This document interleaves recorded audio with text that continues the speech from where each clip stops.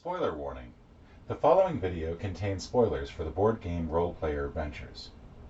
And some whining, but mostly spoilers. Thank you. So this is my first attempt to play Role Player Adventures. I've looked through the rulebook very, very briefly. Just barely. Actually, not even really. I've sort of broken everything out and put it all together. It's way too big to show on screen all at once. I've got stuff over here. I've got stuff up there. I've got stuff over here that you can't really, like, you can see this stuff, but there's this whole, that's a whole thing. This is a whole thing. It's pretty big. I've gone through and set up Adventure 1, and you're sort of going to learn this with me. So this is probably going to be more of a tedious watch than sometimes is.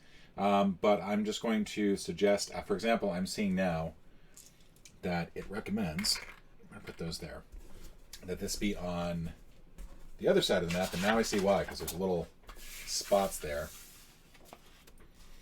for us to put our items and stuff like that. This is going to be a bit of a, like I said, a bit of a tedious thing. I'm going to be learning this game just right along with you. We're starting off with the Adventure A1. We're going to do an entire week. I'm going to try to do as many plays as I can of this. I really want to try to get to enjoy this game, get to learn it. I'm probably going to make mistakes along the way. Feel free to put those in the comments. And this week will be heavy on spoilers. So if you have a plan to go in and enjoy role-play adventures on your own, please skip to the end of the video, skip to the end of the week, whatever. There will be spoilers for role-player adventures throughout. We have everything ready to go. So again, I think you're pretty much going to learn with me as this progresses. But we are starting off with Adventure 1. Adventure 1 is the Battle at Black Lake, and we have a map set up here.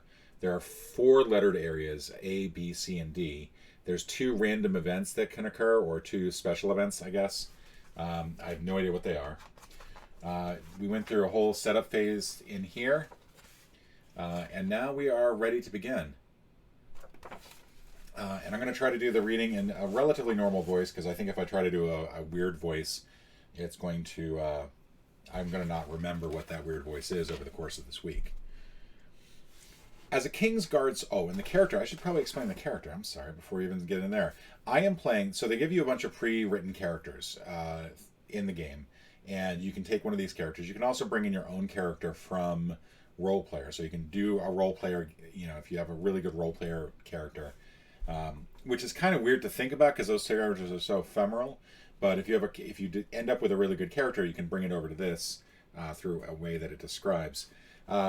This is Ivory Neritas, Veritas, a construct, an enchanter, which is the blue, I wrote down blue color, I don't know why, has a couple that has various characteristics.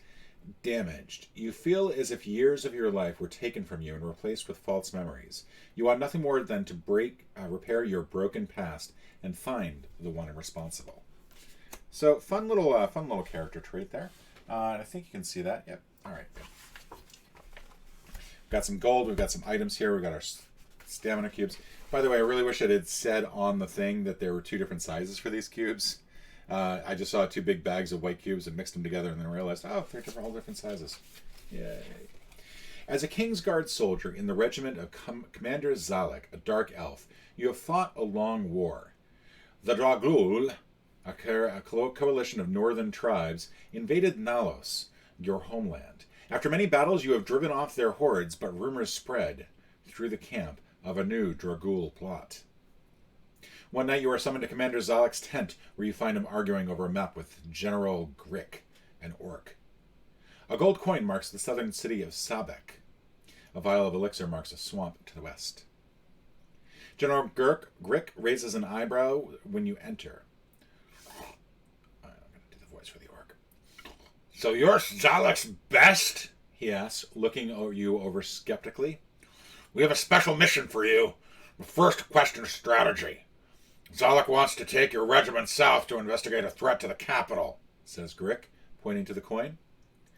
Then, pointing to the vial, I think we should push west and capture a powerful Dragul agent in the swamp. What say you? Side with General Grick, learn more about the Dragul plots. That's begin 1. Side with Commander Zalek, investigate threats to the capital. Begin 2. I think we want to find out what we can, so we're going to begin 1. We're going to side with the orc on this one. It's kind of strange to think. Okay. You point to the vial of elixir, and General Grick laughs, patting you on the back. Yes, exactly, he says. Zalek nods. I'll leave it to you to it, he says. He collects his coin and exits the tent. Recording keywords. The action indicator below instructs you to record a keyword. To do this, write the keyword Grick in the keyword space of your party's journal. Look at this. You got a keyword space, so we're going to write that in.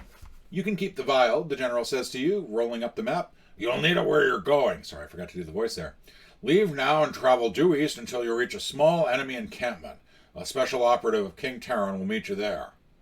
You collect the elixir from the table and drink it down. With a nod, the general sends you forth. Gain 1 XP. All right, where do I gain XP? I'm going to write it up here. 1. Oh, and I think gold is supposed to go here. Maybe. That's nice. I've been looking for a space to put it. Oh, we actually have XP counters. I'm sorry. I'm being an idiot. We have XP things. We don't need to track anything now. We can just put it on there. Place your party... you make haste under a crescent moon, crossing burnt and abandoned farmlands into open prairie. At the top of a bluff, you see look over a dark lake to a wooden outpost. Place your party marker on location A and read entry A. Borland Prairie. Action indicators. Action indicators are always read and resolved in order from top to bottom. Sometimes an action indicator will direct you to another entry. When this happens, immediately turn to that entry without reading or resolving any more action indicators. If there is no XP at this location, A1. There is an XP load. Part of the setup was that we had to put these little XPs there. Otherwise, collect the XP from this location and continue reading. So, all right, we've collected XP.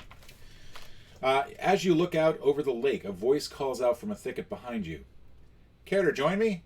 You turn to discover a friendly halfling roasting apples and hares by his fire. You look like you could use a meal. You disregard the halfling, and he chuckles, then stands to salute you. Tarek Nolan, special operative in King Terran, confidant of the immortal night and bearer of bad news and terrible secrets. Now come, eat and rest, for we have hard work ahead of us. You eat, Tarek speaks in a hushed voice. The lake below is dark.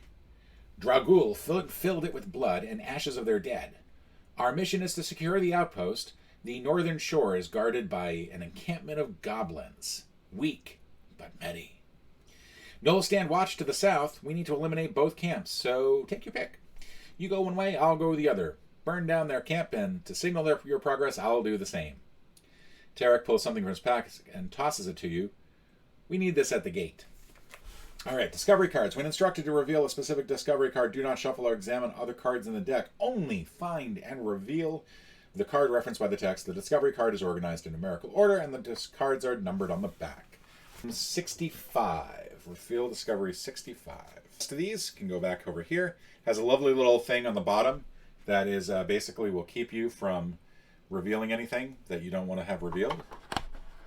The Pandemic Legacy deck works the same way. So item 65 is a bluestone fireball. It's got a little stamina cube on it. I guess we're probably supposed to put that on there at some point. But for now, we're just going to include it in our stuff.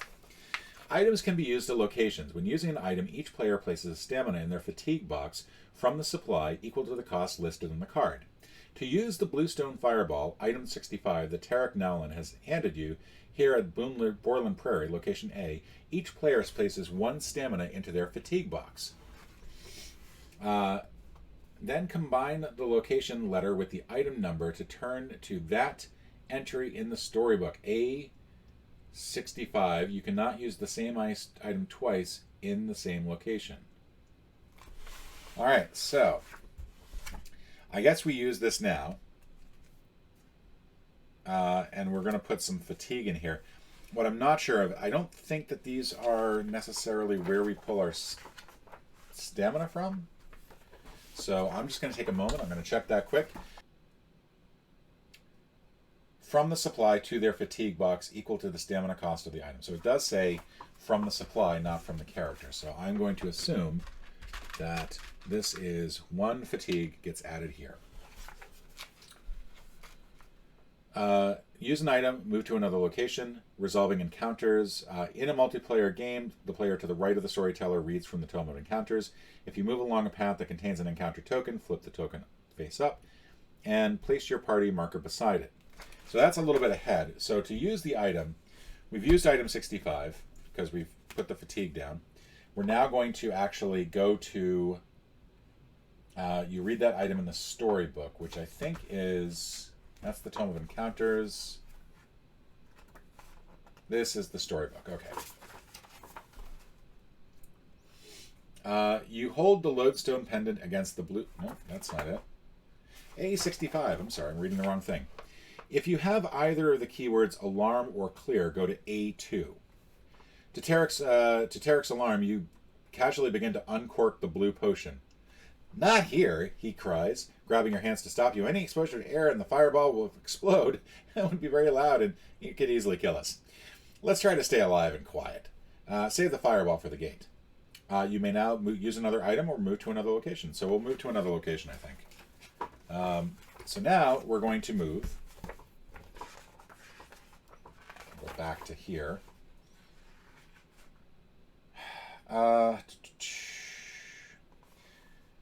If you move along a path that contains an encounter token, flip the token face up and place your party marker beside it. Open the Tome of Encounters and turn to the entry for this encounter with the same number as the encounter token. So, all right. Keep this open like this. I'm probably driving some people nuts with the way I'm folding that and folding back the spine.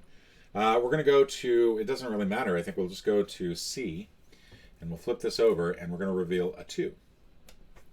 So I believe what that means is that in the Tome of Encounters, this lovely book here, we've got Adventure 1, 2, which is going to be here. So let's read through. Now that you've found the entry that matches your encounter token, we remove that token from the adventure map and return it to the box. By the faint light of the crescent moon, you make your way through a grove of ancient trees.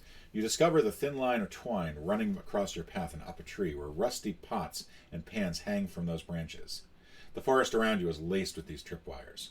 Any false move will alert the Dragul to your presence. Now, this choice indicator below offers a choice. The choice indicators below offer a choice between 2 skill checks. Each goes which attributes will be used to resolve the skill check. Once you've made your choice, turn to the corresponding entry here in the Tome of Encounters. So we can either disarm the trap. That's going to require dexterity and intelligence, or we can carefully sneak through it. That will require wisdom and dexterity. And I think given that I'm an enchanter with a 3 intelligence, or 3 cubes here, I'm going to assume that's for the better. So I'm going to assume that I should disarm the trap, and that's Adventure 1-5. So let's go here.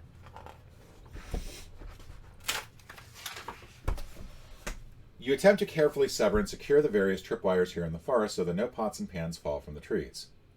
Skill check, Thiefcraft. The box below initiates a skill check. To complete a skill check, all players will work together to cover every dice slot on a skill check row with a dice that matches the indicator color and number.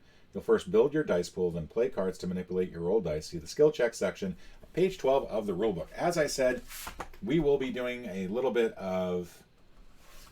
This will be some fun learning on both of our parts. So skill checks, page 12. Here we go. All right.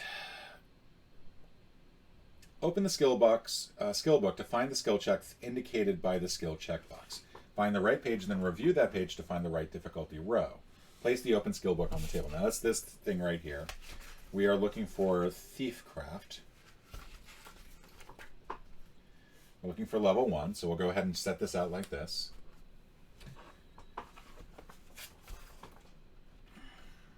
Skill check. Review. Build the dice pool. Review the skill book page to find the dice limit for the skill check. This is the number of dice that the players will add to the pool. Dice limit is 4. The players may spend stamina by moving it from the attribute rows to their fatigue box, but to add a die of a specific color.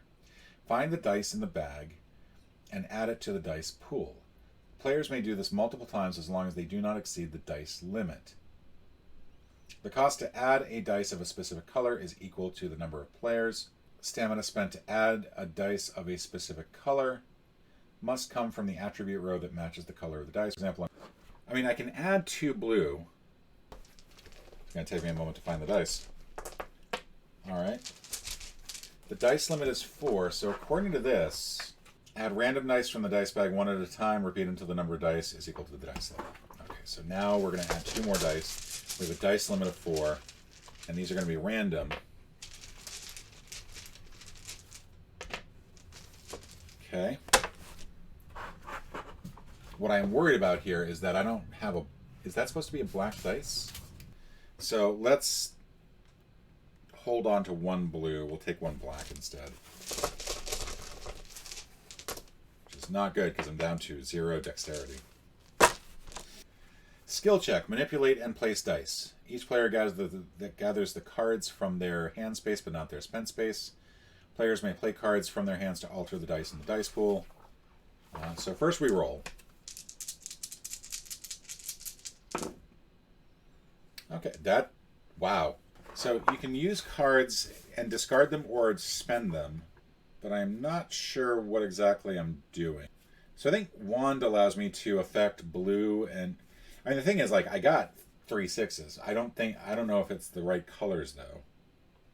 Place dice from the dice pool on matching slots. Okay.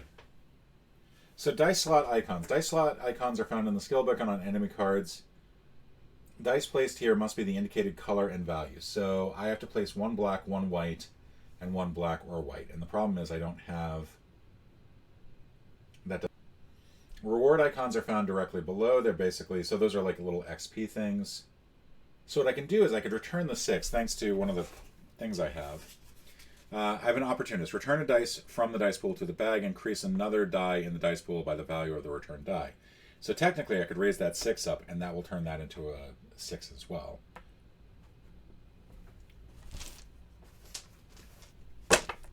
And then that would be that one there, that would be that one there.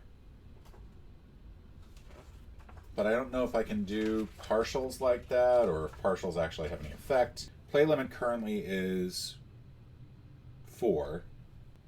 I don't think that's going to be a problem. Oh, after you activate this, you have to turn it over. No matter the outcome of the skill check, gain rewards for covered dice slots. So essentially, I think I failed the skill check, but I do get the 2 XP. I just don't see any way to change that purple into a black. I think weak allows me to do that. This allows me to take a 3 and a 4 and change it to any other color. And manipulate allows me to manipulate a white or a purple. But unfortunately not in a way that would be sensible. So I really can't do anything about that other one. So I failed. I triggered the alarm, but I do get 2 XP in the process. Let's see. Now let's go to page... We're going to get 112. With a tremendous racket, pots and pans rain out of the trees around you. Surely every ghoul in the camp is alerted to your approach. Oh well, nothing to do but charge ahead. You can only hope that the rogue is having better luck on his side of the lake. We're going to write the keyword alarm.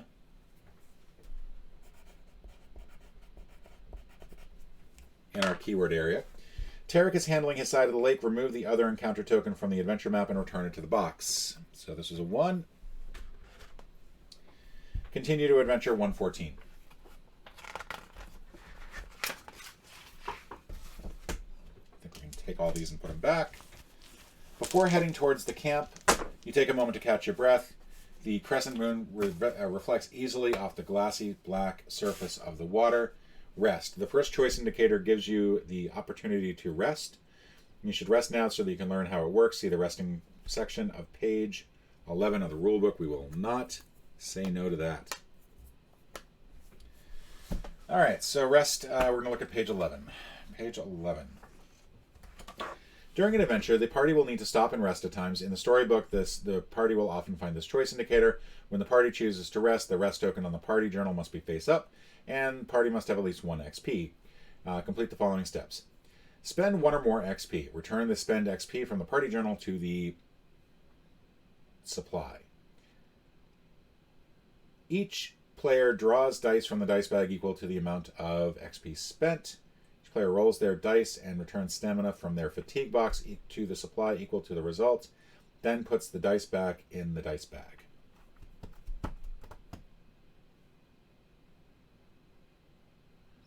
Okay, so I think if I understand this correctly, I could have gotten another black dice by spending 3 other stamina. And then I could have used XP, spent some XP to get the stamina back. Okay, so we're going to spend 2 XP. We've only got 2 stamina in there, so this could have been a lot better. Actually, let's just spend 1. I don't think we really need more than that. 6, okay. Yeah, there we go. So we're going to return these back.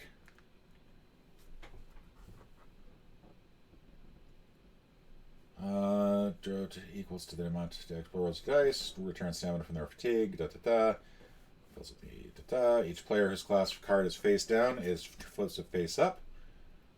Turn all bonus play tokens from the fatigue box to the bonus play space of their journal. Returns all cards from their spent space to their hand space. Flip the rest token on the party journal face down.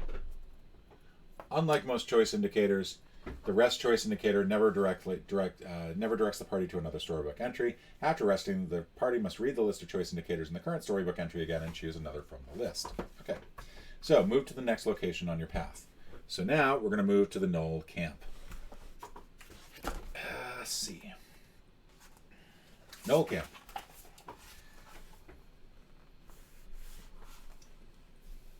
Some of the actions below have you check for keywords. If there's no XP at this location, go to C1.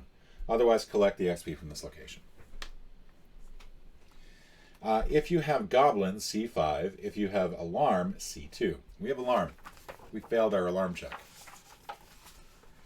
A single campfire lights the enemy tents and packed bags of the Knoll encampment. Behind you in the darkness, a twig cracks. You turn to face the blades of three dog-faced creatures emerging from the darkness. They snarl and bark at you in their native tongue, spreading out to force your backs to the fire. The Knolls look hungry. They will not hesitate to make a meal of you tonight. Combat. Cover all dice slot. Okay, so we've got a combat with a gang of Knolls.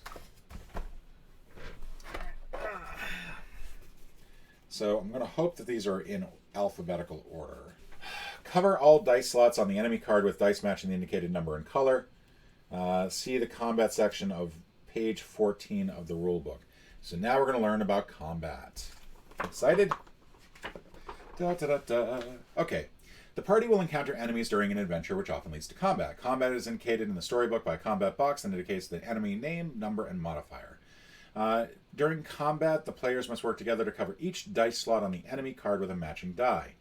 If they cover all dice slots by the end of combat, they will be victorious. Otherwise, they will be defeated. Each combat can last for up to 3 rounds. First, find the named enemy card in the enemy deck using the enemy number as reference. Reveal the card and put it in play face up. If you have any modifiers, put them. And place a round marker on the leftmost space of the round track of the enemy card. So that's where these funky things come into play. Combat. Build the dice pool. Review the party journal to find the party's current combat dice limit. We're at 3. This is the number of dice that the players will add to their dice pool. Players may spend stamina by moving it from their attribute rows to their fatigue boxes to add a dice of a specific color. So this should feel fairly similar. We need a white, we need a green, and we need either a red or blue. During the first round of this combat, the combat dice limit is reduced by 1. So we're just going to do green and white. We're not going to do blue. Alright, we're going to try re-rolling here. Sorry,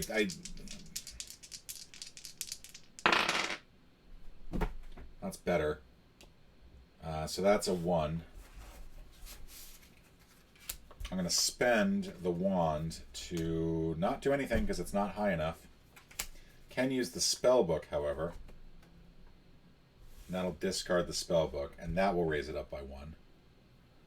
So that marks that.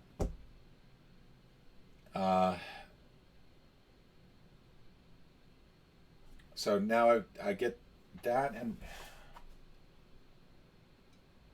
And now I add the indicated stamina from the supply to my fatigue box. So that's going to add 2 more stamina here. I'm not sure what that's doing to me. Return the remaining dice from the dice pool back to the dice bag. Go back to the build the dice pool step and start the next round of combat. So now I guess I do grab one of these to get... I should have taken this one before, sorry. So now I guess I can grab 2. And then we grab a random one to bring us back up to 3. Is that right?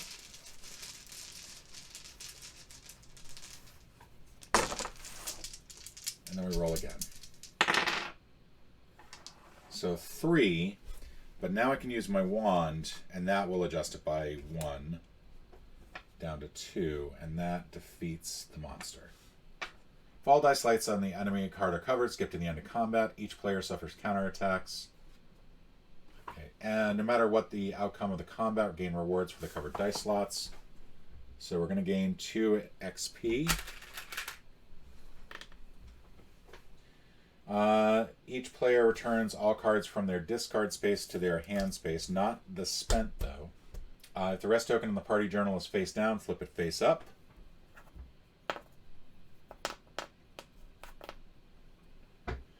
Review the entry in the current storybook and resolve the outcome of the combat. So you drive them away from the camp, go to C3. The gnolls retreat from your blades and flee back towards their homeland in the north. As they run, you set fire to their tents. By the light of the burning camp, you find something the cowards left behind. Reveal Discovery Card 86. And record the keyword Gnoll. Lodestone Pendant. Alright, so these I guess go back here. This will go in here. These will go back in here. This goes in here. Another fire rises from across the lake. You trust that Tariq is making good progress and will meet you in the fortified gate ahead. Item combinations. When a choice indicator offers you the opportunity to use an item, you also use 2 items at the same time.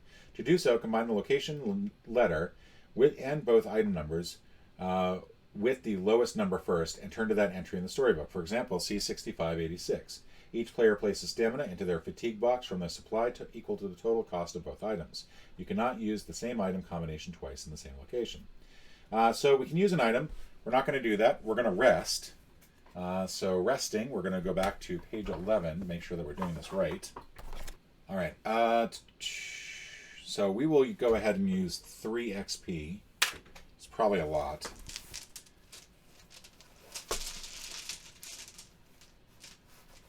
Draw 3 dice and roll. We get 9 stamina back.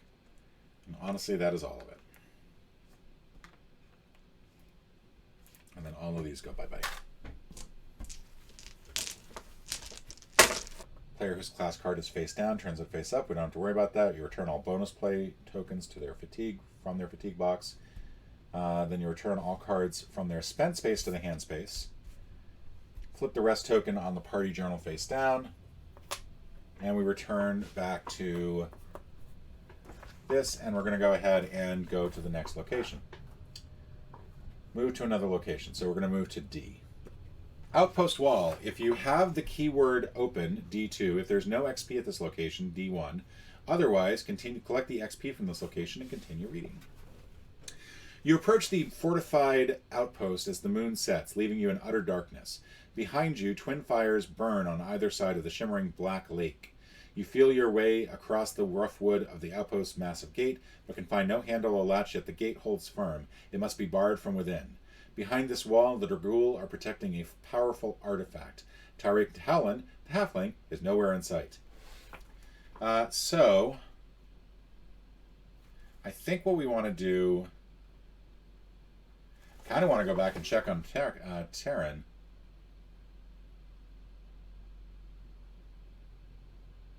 Do you want to do that? Let's go back to B. We can move to another location from here. So we're going to go back to B, and we're going to go check on Tarek. Don't leave anybody behind, right? Let's see. If there's no XP at this location, go to B1. Otherwise, collect the XP from this location. Collect it. If we have the keyword null, which we do, B7. Ashes are all that remains of the goblin encampment. There are no tracks, no bodies, and no stains of blood on the earth. No trace of the battle remains, not even any evidence of Tarek's approach or exit. A few crude spearhead are the only signs that goblins ever camped here. If you didn't know better, you would have guessed that this was the site of some long-forgotten goblin village, founded ages ago when Nalos and the Dragul lived in harmony. It's as if Tarek blasted the poor creatures into ancient history. He is more formidable operative than you had supposed. A light breeze shifts the ashes, revealing something Tarek overlooked. Reveal Discovery Card 95.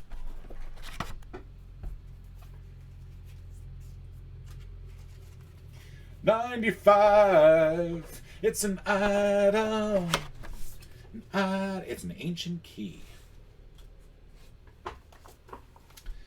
Rest or move to another location."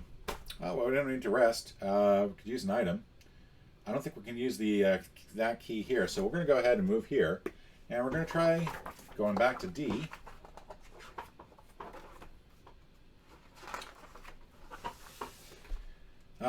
If there is no XP at this location, go to D1. The outpost's massive wooden gate is barred from within. Inside the outpost, Dragul are protecting a powerful artifact. Tarek Nowland, the halfling, gave you something that he said you would use at the gate. We're going to actually use D95. We're going to try that ancient key first.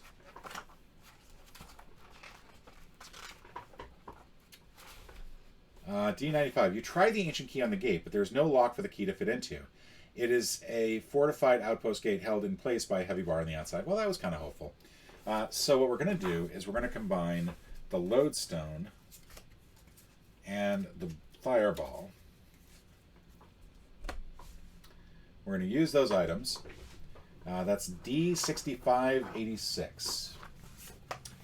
Using the bluestone fireball on the lodestone pendant could damage it beyond repair. The lodestone seems valuable to you, so perhaps it's best to hang on to both for now. Let's just use 65. And then we have to actually add a stamina there, and we have to add a stamina there, blah, blah, blah.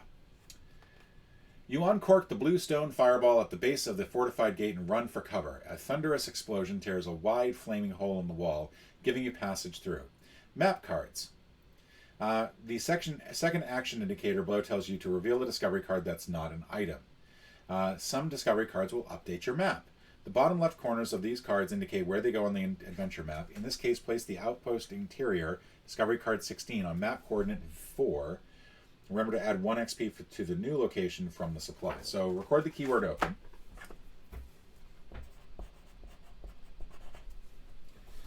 Reveal discovery card 16 and place 1 XP on it. Return discovery card 65.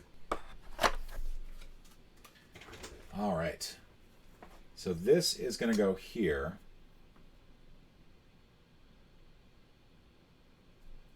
And we're going to put a blue XP on it. 65. We may now rest or move to another location. We move to another location. We're going to move to E. If you have the title, blah, blah, blah. Otherwise, collect the... We have none of these titles. I have no idea what these titles refer to. So we're going to collect the XP from this location and continue reading. You pass through the smoldering hole and enter the Dragul outpost. Its massive wooden walls are solid but roughly constructed. They enclose an open space, empty except for a single chest of white metal and a gray-skinned ogre who stands before it with an iron club. The ogre shouts in the Dragul language. It's gibberish to you, as if he were making all the sounds but none of the sense of the Nalos common. Between his angry cries, he smashes the metal chest with such force that it shakes the ground around you. But the chest only rings out a remarkably pleasant tone. It remains unbroken, undented, and firmly in place. Enraged, the ogre approaches you, shouting and swinging his club wildly. As you watch his outbursts, you catch a glimpse of something moving in the shadows behind him. Tarek Nowland, blade drawn, carefully approaches the ogre from the other side of the outpost. At this location, the choices you make will affect your standings with 3 major factions. Find the favor markers and place them on 0 starting spaces of all 3 faction tracks of your party's journal. So that's these things.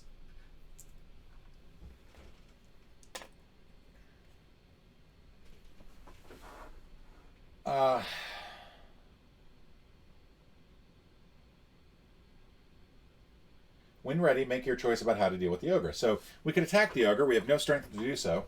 That seems like a poor idea. We could try to understand what they're saying, and since I've got high intelligence, I think that's my best bet. So E3 it is. As terror creeps closer, you try to understand what the ogre is saying. Dragul and Nalos Common are not completely divorced. 1,000 years ago, when all of Ulos lived in peace, the two languages were a single tongue. But after all these centuries of separation, it's no simple task for you to comprehend the ogre's angry rants. Skill check, Interpretation 1. So we've got a skill book here. This time it's going to be Interpretation. So let's do a skill check. And let's see if I can remember how to do this. We're going to have a die limit of 4 for the skill check because of that. Now, we can do anything for this 4. I think these have to be white. Let me check the rule book on this. Because I think it's a dotted line for... Yeah, it's the white ones are the... That's white. So I'm going to need 2 blue and 1 white. And we'll go ahead and use... Because I think we're getting near the end. I don't know if I'm going to be able to rest or not. I'll grab 1 more blue. So 1 blue, 1 white. 1 blue, and 1 blue. There we go. Alright, so we've rolled the dice. We can now try to manipulate these. So the 4 we actually have. So I think I have to use the spell book and the wand to lower this to a 2.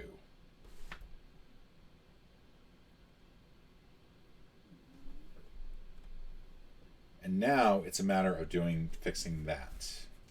So I have a play limit of 4, so I can only play 4 cards. But this will allow me to re-roll. I'm assuming it's just 1. I'm assuming I can only re-roll 1 dice, right? Re-roll a dice. So we'll re-roll this. Alright, that's good. Return a dice from the dice pool to the bag. Increase another die of the dice pool by the value of the returned dice. We'll return the 1. We get this a 3. That allows us to complete the skill check. We've done it. We actually did a skill check. Holy cow. We're going to return 2 of these to there. And skill check. You roughly understand the ogre's meaning. E8. Paying careful attention to the ogre's speech, you can tell that he is angry about the chest and whatever is inside it. He introduces himself as Tog, and he tells you that the Dragul invasion was meant to bring home artifacts like the one at his feet. After all the death and the suffering of this war, he has finally reached his mission's end, but he can neither move the chest nor open its lid. As he speaks, Tog sinks into despair. His homeland is gone, the invasion has failed, and where will the Dragul go now?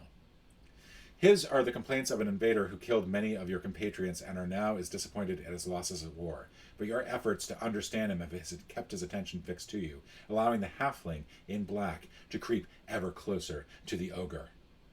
A moment more and Tog's life will be over. We're going to wait and let Tarek do his work. The halfling inserts his knife into the back of the ogre's neck, and Tog falls to the ground dead. Nice job distracting him, says Tariq. One less ogre to worry about. You examine the scene and find some gold in the ogre's pockets. Gain 4 gold. 1, 2, 3, 4. And reveal title card 1. We are the rogue's accomplice at Black Lake. Your mission with Tariq Nolan ended with the death of an ogre. His battle will not be forgotten neither by the halfling nor the ogre's ghost. All right, let's see. Title. Find card 3, place it face up in the title area. Adjust the favor markers. On the faction tracks as instructed by the action indicators below. For example, Wolf, I guess Dragul. Dragul -1 instructs you to move the favor marker 1 space to the left of the Dragul faction track. See faction tracks on page 11 of the rulebook. We're going to move King's favor up 1, Dragul favor down 1. If you have both of the keywords Goblin and Alarm, We have Nolan alarm, so that's going to be E14. Now that the outpost is calm, Tarek relaxes on a tree stump and carves slices from an apple. Oh, I just remembered, he said. I should thank you for bungling your approach to the Knoll camp. You made so much noise that all the goblins from my side of the lake waded into the water in hopes of watching you die. I could not have asked for a better distraction. Now go to 21.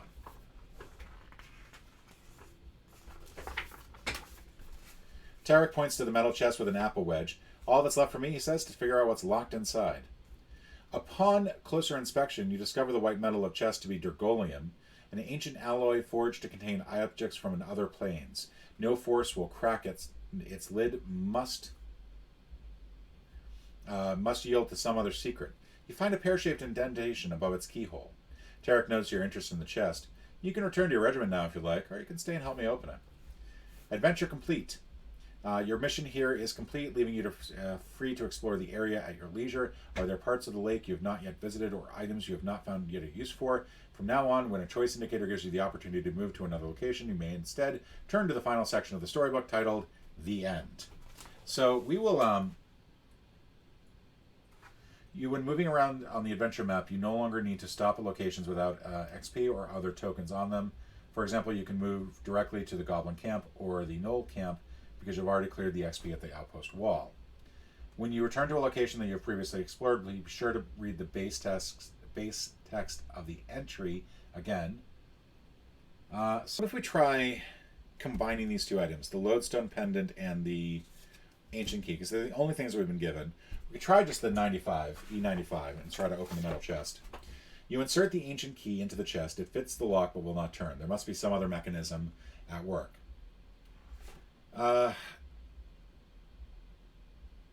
You press the lodestone pendant, this is combining both of them, to the pear-shaped indentation on the chest and insert the ancient key. There's a click of mechanisms within which allow you to turn the key. The chest pops open. All right, so let's find out. As the chest pops open, the earth quakes and the sky crackles with a strange purple energy. For a moment you hear the screech of bats and you smell a briny sea. Tarek holds forth a chainmail sack of the same white metal as the chest. Quickly, grab the object and place it in here.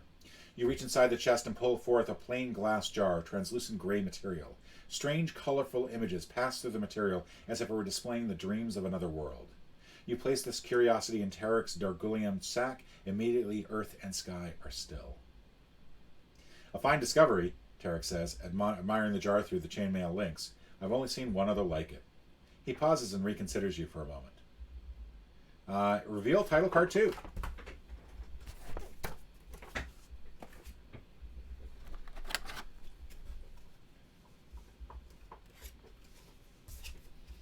Revealer of secrets. In the Dragul outpost, you unlocked a Dragolium chest and took possession of a jar of translucent material. What secrets does this strange substance hold? And then if this is 1 or higher, which it is, go to E19. Tariq smiles and hands you the Dragolium sack. Hang on to this, but use it wisely. If you slip that jar out of its sack, even for a moment, it will unleash a wave of interplanar power. Reveal rare card 55, and again, I did not open this particular one. When your party discovers a rare card, discuss it with the party who will add it to their hand. As with every decision by the party, attempt to reach consensus. So that will be me.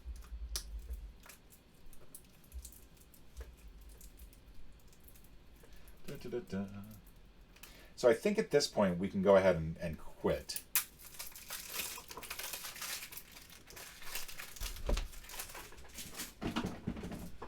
That is the last of things that I have to open in this thing, by the way. So I'm very excited about that. All right, gray matter. Just, who knows? All right, we're going to go to the end. Your mission at Black Lake has ended, and Tariq Nolan wishes you Godspeed as you return to your regiment. My own mission takes me elsewhere, he tells you, but I have a feeling we will meet again. As you travel back, you have time to collect your thoughts and puzzle over the things you've seen. Which titles did you earn? Read each section below that matches a title card you have. Rogue's Accomplice. The slack face and limp body of the slain ogre appear in your mind. You have put an end to many of Dragul's invaders during this long war, but for some reason this ogre's death left an impression. Of all the Dragul you have killed, He was the only one who ever tried to communicate with you. You find yourself wondering what you might have learned from had he lived. You wonder about the power, revealer of secrets now, you wonder about the power of the jar that was hidden in that Dragulian chest. How could such a small object shake the earth and rend the sky? Strange images floated through the material inside it. That jar must be an illusion, or else from something or another plane, for nothing like those images exists anywhere in Ulos. Conclusion: if you have the keyword Zalek, N1. If you have the keyword Grick, N2. So N2. Upon your return, you find your regiment preparing to march. Orders to move west, a soldier tells you. General Grigg is advancing on Bogroot Swamp. You report to the general, who smiles when he sees you. Just in time, he calls. General Grigg hands you a letter from King Taran. It seems the king's hometown has been attacked by a giant troll, and he wants you to bring him his head. My duties take me to Bogroot, so when you're done with the troll, you'll need to beat Zalek and Sabek for your next assignment.